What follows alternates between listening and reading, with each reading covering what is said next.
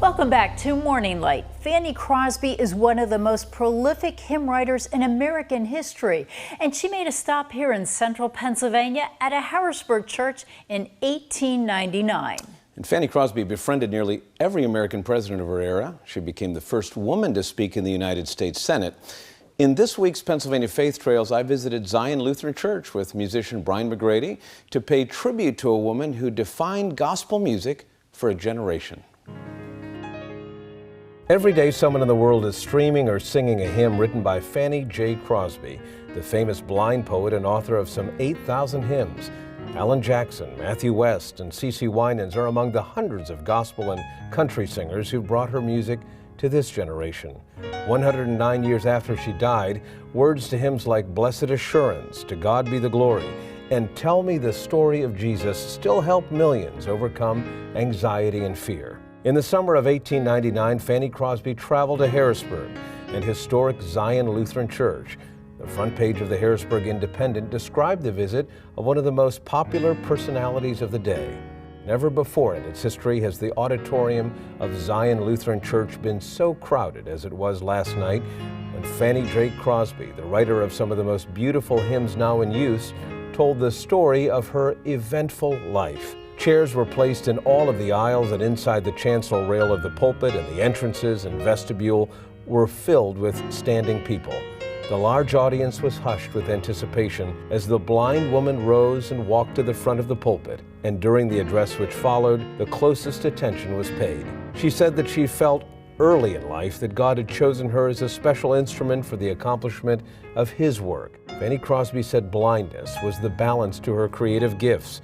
She told the Harrisburg crowd surrendering to God's will was the only way.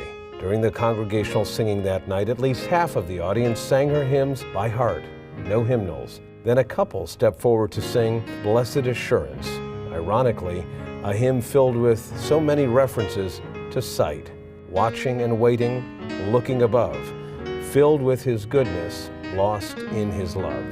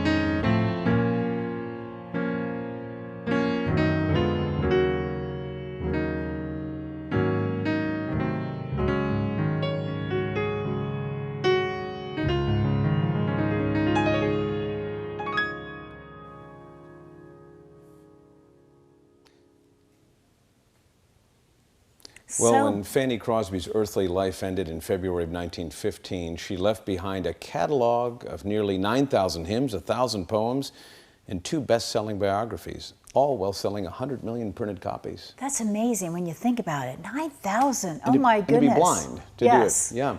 She was befriended by presidents and advocated for the rights of Americans impacted by blindness. But her message to Harrisburg that day in 1899 wasn't about how to reach dreams or achieve your full potential. It was about how to surrender fully to God's will. And that is to surrender to a disability and to realize that that disability is actually the key to how God would use her that's the secret to this life and this story by Fanny Crosby. Yeah, certainly. And also Brian, beautiful job. I could listen to him play the piano all day. You can go to the Rock Church on Sunday mornings and hear him play the organ or the piano. Well, what a life, Fanny J. Crosby.